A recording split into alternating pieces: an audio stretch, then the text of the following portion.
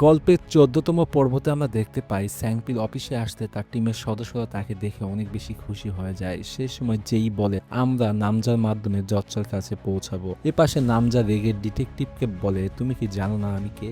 Detective Jung বলে তুমি ঠিক বলেছ, আমি কোনো কিছুই জানি না, তাই সত্যি সত্যি আমার সব প্রশ্নের উত্তর তুমি দাও। নামজা তখন বলে এই সব কিছু পরিকল্পিতভাবে আমাকে ফাঁসানো হয়েছে, তাই আপনি একজন ডিটেকটিভ সবকিছু এভিডেন্স খুঁজে বের করুন। বলে রেগে সে চিৎকার চেঁচামেচি করতে থাকে। সেই সময় চলে আসে সিংবি আর বলে তুমি বলতে চাচ্ছ তোমাকে ফাঁসানো হয়েছে, তোমাকে শাস্তি দেওয়ার জন্য আমার কাছে যথেষ্ট এভিডেন্স আছে। তারপর তাকে ভিডিও ক্লিপ দেখায় যেখানে সে মিস ইউনজুকে হত্যা করার আদেশ দিচ্ছে, যেটি দেখে সে পুরো অবাক হয়ে যায় আর বলে এই সব কিছু মিথ্যে, আমাকে ফাঁসানোর চেষ্টা করা হচ্ছে। তোমরা যে মানুষটিকে দেখতে পাচ্ছ সবকিছু তারই প্ল্যান ছিল, আমি সেখানে কোনো কিছুই বলিনি। সেই ব্যক্তি তাকে হত্যা করেছে আর আমার উপর সব দোষ চাপিয়ে দিচ্ছে। সেই হারামজাদা আমার পিছনে এই সব কিছু করেছে। সেই সময় সিংবি বলে তার নাম কি আমাকে বলো। নামজা তার কথা শুনে পুরো আশ্চর্য হয়ে যায়, বলে সবার নাম আমি কিভাবে মনে রাখতে পারবো। তারপর সে মোবাইলে কল করতে চাইলে কয়েন্ডু প্রসিকিউটরকে বলে প্লিজ তাকে একটি কল করতে দিন। প্রসিকিউটর বলে ঠিক আছে, তাহলে আমি সব ক্যামেরা অফ করে দিচ্ছি, তুমি কথা বলো। তারপর সবাই ওখান থেকে বের হয়ে চলে যায়।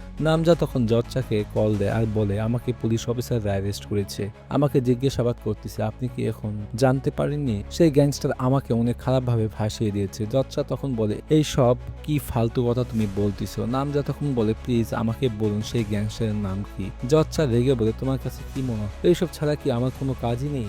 আমার কাছে এইসব ফালতু কথা শোনার মতো টাইম নেই, তাই তুমি চুপচাপ লয়ার কোয়েন্ডুর সাথে গিয়ে কথা বলো। সে ফোন কেটে দেয়। অপরদিকে যেই বাবা একা বসে থাকলে সেই সময় মিস হিউনজুকে দেখে সে পুরো আশ্চর্য হয়ে যায়। তখন মিস হিউনজু তার হাজবেন্ডকে দেখে অনেক বেশি কান্না করতে থাকে। তারপর তারা একে অপরকে জড়িয়ে ধরে কান্না করতে থাকে। অবশেষে তাদের পুরো ফ্যামিলি এক হতে পেরেছে। তারপর স্যাংপিল যেই যেতে থাকলে সে সময় গিউংগ্যাং ফোন দিয়ে বলেন নামজার কেসের জজ থাকবেন জজ চামুনসুক, সে পুরোই ফেসে গিয়েছে বলে সে ফোন কেটে দেয়। সেই সময় যেই বলে যত কিছু হয়ে যাক না কেন কোনোভাবে জজ জালে এইবার ফাঁসা যাবে না। তারা দুইজন প্রসিকিউটরের সাথে দেখা করতে আসে। সিউংবি তাদেরকে দেখতে পেয়ে বলে তোমরা এখানে কি করতে এসেছো? স্যাংপিল বলে আমি শুনেছি যে কেসের উপর আমার ইন্টারেস্ট আছে সেই কেসের ইনচার্জ আপনি, আর আমি শুনেছি আপনার কাছে একটি ভিডিও আছে যেটি প্রসিকিউটর চিফ আপনাকে পাঠিয়েছে। সিউংবি বলে তুমি কি তাহলে তার বাড়ির উপর নজর রেখেছো নাকি? তখন সে বলেন না, কখনোই না। যেই বলে আপনার কাছে কি কোনো আইডিয়া আছে যে প্রসিকিউটর চিফ এই ভিডিও ফুটেজটি কোথায় পেয়েছে? সিউংবি বলে তোমাদের কাছে তাহলে মনে হচ্ছে সবকিছু জচ্চা করেছে, তার মানে এই কেসে সরাসরি ইনভলভ আছে। যেই বলে হ্যাঁ, কিন্তু এই কেসের এভিডেন্স আমি আপনাকে পরে দিব। বাইরে এসে আরো বলে তুমি বলতে চাচ্ছ যে জচ্চা নামজা ট্রায়াল সে চালাবে না? স্যাংপিল বলে হ্যাঁ, সে অবশ্যই তার একজন বিশ্বাসযোগ্য ব্যক্তিকে সেখানে পাঠাবে। যেই বলে তাহলে তো একজন ব্যক্তি এই কাজটি করতে পারে। তখন আমরা দেখতে পাই জচ্চা বলে এই কেসে আমার বদলে তুমি যাবে। জজহং বলে আমি শুনেছি আসামি আপনার সব থেকে কাছে মানুষ। তখন তাকে বলে তুমি তোমার নিজের মতো করে সবকিছু করবে। এ পাশে অফিসের মধ্যে গিউংগাং আইনের বই পড়তে থাকলে তাকে দেখে সবাই তখন তাড়ি দিয়ে থাকে। তারপর যেই বাইরে চলে যায়। অপরদিকে জজ হং প্রসিকিউটর ও লয়ারের সাথে মিটিং এ বসে আর বলে তোমরা কি বলতে চাও আমাকে বলো। সিংবি পেপারস দেখে বলে আমাদের আরো ইনভেস্টিগেশন করার প্রয়োজন আছে। জজ হং বলে কোনো ইনভেস্টিগেশন করার প্রয়োজন নেই, আমার মতে এখানে যা কিছু আছে এটি যথেষ্ট। এ পাশে স্যাংপিল চলে আসে জেলখানার ভিতর নামজার সাথে দেখা করার জন্য। তাকে দেখতে পেয়ে নামজা বলে তুমি এখানে কি করতে এসেছো? তাহলে কি তুমি আমার অ্যাটর্নি হওয়ার চেষ্টা করতেছো? স্যাংপিল বলে তোমার অ্যাটর্নি হওয়ার আমার কোনো ইচ্ছা নেই, তাই আমি এখানে এসেছি তোমার সাথে একটি ডিল করার জন্য। নামজা তখন বলে আমার সাথে তুমি ডিল করবে? বলে সে হাসতে থাকে আর বলে আমি তোমার সাথে কোনো ডিল করতে চাই না। বলে সে চলে যেতে লাগলে স্যাংপিল বলে আমি জানি তুমি জচ্চার সব অ্যাকাউন্টগুলো দেখাশোনা করতে। নামজা তখন বলে আমি জানি না এই কথাটি তুমি কোথা থেকে শুনেছো, কিন্তু এখন তার সাথে আমার কোনো লেনাদেনা নেই। স্যাংপিল বলে এটি একমাত্র রাস্তা ছিল তোমাকে জেল থেকে বের করা। সত্যি যদি তার অ্যাকাউন্টিং তুমি না হয়ে থাকো তাহলে তোমার বের হওয়া অনেক বেশি কঠিন হয়ে যাবে। এই পুরো শহরের মধ্যে এমন একটিও তুমি লয়ার পাবে না যে তোমার সবকিছু জানার পর তোমাকে কেউ বের করতে পারবে। এই সবকিছুর পিছনে জজ চামুনসুকের হাত রয়েছে, আর আমি জানি তুমিও এটা ভালো করেই জানো। নামজা তখন বলে স্যাংপিল জচ্চার উপর আঙ্গুল তোলার কোনো তোমার প্রয়োজন নেই, আমি যতদূর জানি জচ্চা এই সব কখনোই করবে না। তখন তাকে বলে ঠিক আছে, তোমার যদি এতই মরার ইচ্ছা হয় তাহলে বেস্ট অফ লাক, আর একবার তুমি ঠান্ডাভাবে সবকিছু চিন্তা ভাবনা করো। আনুজের কি অবস্থা এখন হয়েছে সেটি তুমি ভালো করেই জানো। মনে হচ্ছে তোমার সাথে একই ঘটনা ঘটতে যাচ্ছে। নামজা তার কথাগুলো শুনে সে পুরোই চিন্তিত হয়ে যায়। এ পাশে আমরা তখন দেখতে পাই টাকার ব্যাগ নিয়ে আনুজ সমুদ্র পাড়ে বসে আছে। ওয়াংডং দৌড়ে তার কাছে যায়, বলে সবকিছু ভুলে আমাদের সামনে আগানো উচিত। আরো বলে আমাদের মনে হয় এই দেশ ছেড়ে চলে যাওয়া উচিত আর বাইরের দেশে গিয়ে অনেক টাকা ইনকাম করা উচিত। আনুজ রেগে বলে, তুমি বলতে চাও যে আমার জীবন থেকে আমি যেন সরে যাই? আমি যদি এতটাই দুর্বল হতাম তাহলে অনেক আগেই ফিশ মার্কেটে মারা যেতাম। তাই এখন আমাকে আবারও সবকিছু শুরু করে দিতে হবে। তারপর সে নিউজ দেখতে থাকে যেখানে তাকে মেল পোস্ট থেকে সরিয়ে দেওয়া হয়েছে ও তাকে সারা দেশে খোঁজা হচ্ছে। অপরদিকে যেই আসে জর্জ হং এর সাথে দেখা করার জন্য আর বলে, আমি শুনেছি আপনি এখন থেকে এই শহরেই থাকবেন। জর্জ হং বলে, হ্যাঁ, আমার অনেক বড় একটা ইম্পর্টেন্ট কেসের দায়িত্ব আমি পেয়েছি। সেই সময় সেই জায়গায় চলে আসে জর্জা, যেই তখন অনেক রাগান্বিত ভাবে তার কাছে যায় আর বলে, আমার মাকে তুমি হত্যা করেছো তাই না? তোমরা সবাই মিলে আমার পুরো ফ্যামিলি নষ্ট করে দিয়েছো। জর্জা বলে, তোমাকে যে উপকারটা করেছি তুমি হয়তোবা সেটি অনেক আগেই ভুলে গিয়েছো। যেই রেগে বলে, আমার নাম তোমার খারাপ মুখ থেকে কখনোই নিবে না। আমি তোমাকে শেষ করে ফেলার জন্য সবকিছু করতে পারবো। বলে সে ওখান থেকে চলে যায়। এ পাশে আনুজু গাড়ি থামিয়ে যেই দিকে সে তাকিয়ে থেকে দেখতে থাকে আর ওয়াংডংকে বলে, স্যাংপিলকে একজন ব্যক্তি থামাতে পারবে, সেটি হচ্ছে লয়ার যেই। সে হবে আমার লাস্ট চাল। এ পাশে যেই ডিটেকটিভ জ্যাংকে বলে, আমার মা সে এখনো বেঁচে আছে। যেটি শুনে সে পুরো আশ্চর্য হয়ে যায় আর বলে, এটি সত্যিই একটি খুশির সংবাদ। তাহলে এই সবকিছুর পিছনে কি স্যাংপিলের হাত ছিল? যেই বলে, তাহলে আপনি আমার উপর বিশ্বাস করুন। আমাদের দুজনকে একটু সময় দিন, খুব জরুরি কাজ আছে যেগুলো খুব তাড়াতাড়ি শেষ করতে হবে। ডিটেকটিভ জ্যাং বলে, তার মানে তুমি বলতে চাচ্ছ সবকিছু যেন আমি লুকিয়ে রাখি, যে তোমার মা সে এখনো বেঁচে আছে? তখন সে বলে, হ্যাঁ, ঠিক এইভাবে আপনি করুন। এই পাশে স্যাংপিলকে ফোন দেয় আনুজু। তারপর তাকে ভিডিও করে দেখায় জেইকে আর বলে, এটা কি সেই মেয়ে যাকে তুমি অনেক ভালোবাসো? তাকে দেখে সে অনেক বেশি চিন্তিত হয়ে যায় আর রেগে বলে, তোর যদি সাহস থাকে আমার সাথে এসে লড়াই কর। আনুজু তার কথা শুনে হাসতে থাকে আর বলে, আমাকে তুমি সাহায্য করো, আমার ইমেজ তুমি আবারও ভালোভাবে তৈরি করো। বলে সে ফোন কেটে দেয়। স্যাংপিল জেইকে নিয়ে সে অনেক বেশি টেনশন করতে থাকে। তারপর তাকে ফোন দেয়, বলে, ওখানে কি সবকিছু ঠিক আছে? তখন সে বলে, সবকিছু ঠিক আছে। এই কথাগুলো শোনার পর সে ফোন কেটে দেয়। এবার সে নামজার সাথে দেখা করতে আসে তার মেয়ে। তখন তাকে বলে, তুমি কি সত্যি আমার মেয়ে হিসেবে এখানে এসেছো? তখন সে বলে, হ্যাঁ। তারপর নামজা তা আবারও তার মেয়েকে বলে, তুমি গিয়ে জজসার সাথে দেখা করো, তিনি একমাত্র ব্যক্তি যে আমাকে এখন বাঁচাতে পারবে। ইউনহি তারপর সে জজসার সাথে দেখা করতে আসা তার অফিসে বলে, প্লিজ আমার মাকে আপনি সহযোগিতা করুন। তখন তাকে বলে, হ্যাঁ, আমি সবকিছু শুনেছি এই ব্যাপারে। ইউনহি আরো বলে, আপনি তো ভালো করেই জানেন আমার মা সারা জীবন আপনি যা বলেছেন সে সেগুলোই করেছে। জচ্চা বলে, হ্যাঁ আমি জানি, কিন্তু তোমার মা এই সব করে কি করতে চাচ্ছিল আমি বুঝতে পারতেছি না। সত্য কথা বলতে আমি এখন আর কোনো সহযোগিতাই করতে পারবো না। ইউনহি বলে, আমি আমার মায়ের সাথে জেলে দেখা করতে গিয়েছিলাম, তিনি বলেছে চাইল্ড ফাউন্ডেশনের টাকা তিনি ফেরত দিতে চায়। জচ্চা বলে, তোমার মা এখন সব জায়গা থেকে ফেসে গিয়েছে, দেখে কি আমাকে ধমকি দিতে চাচ্ছে? আমি তো তার এত সাহস দেখে হাসি পাচ্ছে। তাই তোমার মাকে বলবে যেন সে কবুল করে নেয় আর শাস্তি তাকে ভোগ করতেই হবে, এটি তার জন্য অনেক বেশি ভালো হবে। ইউনহি তার কথাগুলো শুনে সে অনেক বেশি ইমোশনাল হয়ে যায়। অপরদিকে নামদা সে অনেক বেশি টেনশন করতে থাকে। তখন তার সাথে দেখা করতে আসে জচ্চা। তাকে দেখে সে পুরো অবাক হয়ে যায়, বলে, আমাকে যেভাবে হোক আপনি জেল থেকে বের করুন। আজ পর্যন্ত আপনি যা কিছু আমাকে বলেছিলেন আমি সবকিছু করেছি। জচ্চা বলে, এই সবকিছু তো তুমি করেছো, আমি তো এখানে কোনো কিছুই করিনি। তার কথাগুলো শুনে নামদা সে পুরো অবাক হয়ে যায়। জচ্চা আরো বলে, তোমার কাছে কি মনে হয় এই ফাউন্ডেশনের নাম নিলে তুমি কি বেঁচে যাবে? সেটি কখনোই সম্ভব না,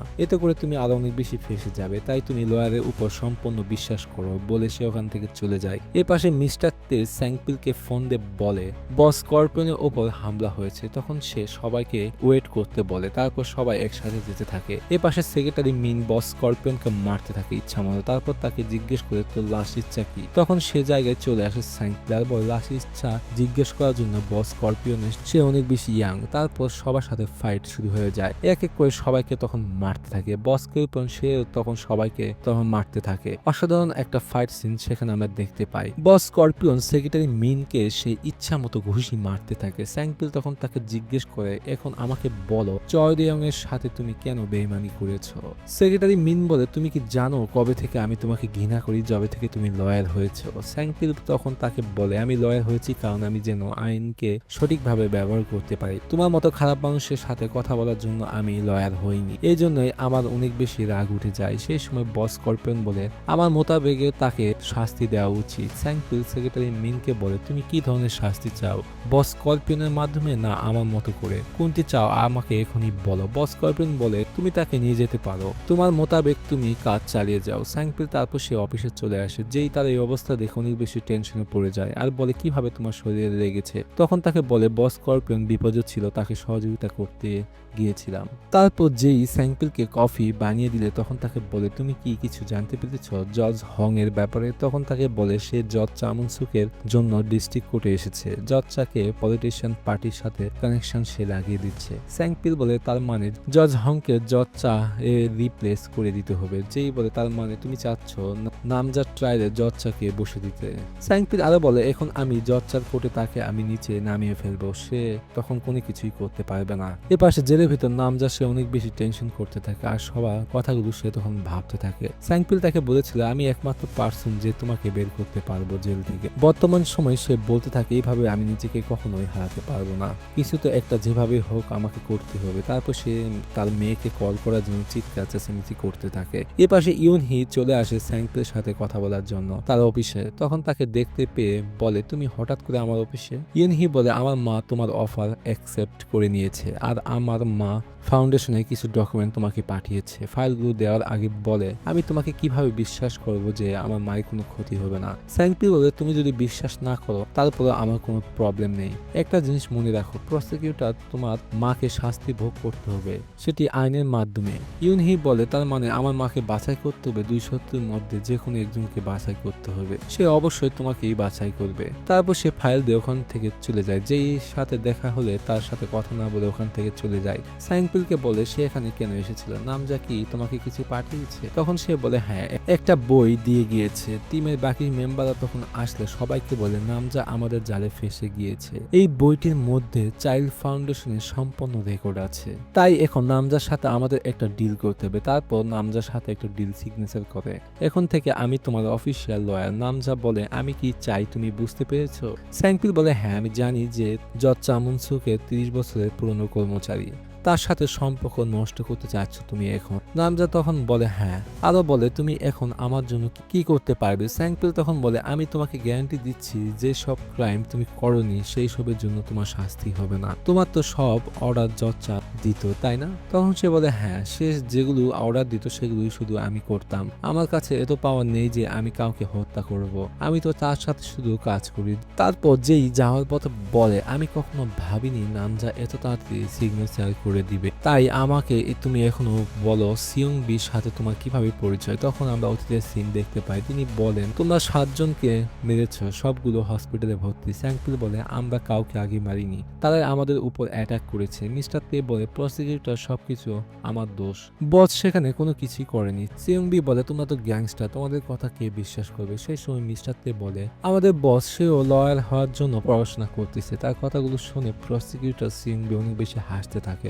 আর বলে তুমি কি এতটুকু জানতে না যে সেখানে সিসি ক্যামেরা রয়েছে? তারপর তাকে ছবিগুলো দেখায়, সেটি দেখে সে পুরো অবাক হয়ে যায়। তোর কতদিন শাস্তি হবে এটি তুই চিন্তা কর, আর আমি তো কোনোদিনই কোনো গ্যাংস্টারকে দেখে ভয় পাইনি। বর্তমান সময় বলে সেই দিন থেকে শুরু করে আজ পর্যন্ত তিনি কখনোই বদলায়নি। যেই বলে তার মানে এইভাবে তোমাদের শুরু হয়েছিল। তারপর তারা দুইজন তার অফিসে যায়, তাকে দেখতে পেয়ে প্রসিকিউটর বলে তুমি কেন আবার এখানে এসেছো? তখন তাকে বলে আজকে থেকে আমি নামজার কেসটি লড়তে যাচ্ছি। তার কথাগুলো শুনে প্রসিকিউটর তখন হাসতে থাকে। যেই বলে আপনাকে এখন আরো অনেক বেশি সারপ্রাইজ পেতে হবে। প্রসিকিউটর বলে তুমি তোমার কাজ ভালোভাবে করো, আমি আমার কাজটি ভালোভাবে করব। তারা দুইজন অফিস থেকে বাইরে চলে গেলে সিয়ং বি ডিটেকটিভ জ্যাংকে বলে এখন আমি স্যাংপিলের মধ্যে আসল লয়ারকে দেখতে পাচ্ছি, আমি প্রথমে ভেবেছিলাম সে এই সব কিছু প্রতিশোধ নেওয়ার জন্য করতেছিল।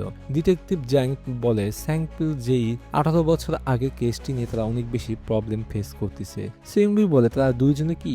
সেই সময় ডিটেকটিভ ডকুমেন্ট ফাইলগুলো বের করে তাদের দুজনের মা নিখোঁজ হওয়ার সব ফাইলগুলো দেখায়, যেটি দেখে বুঝতে পারে তাদের মা একই ডেটে নিখোঁজ হয়েছে। এপাশে যেই সম্পূর্ণ নজর রেখেছে জজ হং এর উপর, তখন তারা দেখতে পায় তার ওয়াইফের সাথে সে ঝগড়া করতে থাকে। যেই এইসব ঘটনা দেখে সে তখন ফাইল পড়তে থাকে। তার 1 বছর আগে ডিভোর্স হওয়ার পর তারপর তার 3টি গার্লফ্রেন্ড বর্তমানে আছে। আসলে তারা চাচ্ছে জজ হং এর কেসের ট্রায়াল থেকে সরিয়ে দিয়ে জজ চাকে নিয়ে আসার জন্য। তারপর যেই জজ হং এর এক্স ওয়াইফের কাছে যায়, তারপর তাকে ভিজিটিং কার্ড দেয়, বলে আপনি তার জন্য যত কান্না করেছেন সেগুলো আমি টাকায় কনভার্ট করে দিতে পারবো। আমরা আপনার হয়ে প্রতিশোধ নিতে সহযোগিতা করতে পারবো। তারপর তার রেস্টুরেন্টে বসে জজ হং এর ওয়াইফ একটি ডকুমেন্ট ফাইল সিগনেচার করে দেয়। যেই সেই ডকুমেন্ট ফাইল দেখে বুঝতে পারে সে কত মানুষের কাছ থেকে ঘুষ নিয়ে কোর্টের রায় বদলিয়েছে। আরও তাকে বলে এই ডকুমেন্টের মাধ্যমে আমরা কেসটি সম্পূর্ণভাবে জিততে পারবো, তাই আপনি কোনো টেনশন করবেন না, আমাদের উপর সম্পূর্ণ ভরসা রাখুন। তারপর তারা ওখান থেকে চলে যায়। অপরদিকে কোয়েন্ডু পার্কে জগিং করতে থাকলে তখন তার সাথে দেখা করতে আসে আনোজু। তাকে দেখতে পেয়ে অনেক বেশি ভয় পেয়ে যায়। তারপর সে পালানোর চেষ্টা করলে ওয়াং ডং লাফিয়ে লাফিয়ে তাকে ধরে ফেলে আর তাকে আনোজুর কাছে টেনে শেষে নিয়ে আসে। কোয়েন্ডু ভয় পেয়ে তখন সে অনেক বেশি মাপ চাইতে থাকে আর আনোজু অনেক বেশি রেগে তার হাতে থাকা মেয়রের নেম প্লেট দিয়ে তাকে ইচ্ছা মতো মারতে থাকে আর বলে তুমি গিয়ে জজটাকে বলবে নেক্সট টার্গেট সে এখন থেকে। তারপর সে ওখান থেকে চলে যায়। এ পাশে জজ হং জজটাকে বলে এই কেসটি সেভাবে শেষ করতে হবে যেভাবে আপনি চান। আর একটা কথা, নামজা তার লয়ার বদলে ফেলেছে, যেটি শুনে সে অবাক হয়ে যায় আর বলে তার লয়ার কি স্যাংপিল? তখন সে বলে হ্যাঁ। সেই সময় আনোজু জজটাকে কোয়েন্ডু আহত অবস্থায় পড়ে আছে তার একটি ছবি পাঠায় আর বলে তোমারও এইরকম একই অবস্থা হবে কারণ তুমি আমার সাথে বেইমানি করেছো, যেটি দেখে সে অনেক বেশি টেনশনে পড়ে যায়। তারপর জজটা চলে আসে স্যাংপিলের অফিসের সামনে। তারপর সে ভিতরে যেতে থাকে। স্যাংপিল তাকে দেখতে পেয়ে বলে আমি কখনো ভাবিনি তুমি আমার অফিসে আসবে। জজটা বলে তুমি তো ভালো করে জানো যে এর মাকে হত্যা করার পিছনে নামজার সরাসরি হাত রয়েছে, তারপর তুমি তারই কেসটি লড়তে যাচ্ছ, এগুলো আমি কোনো কিছুই বুঝতে পারতেছি না।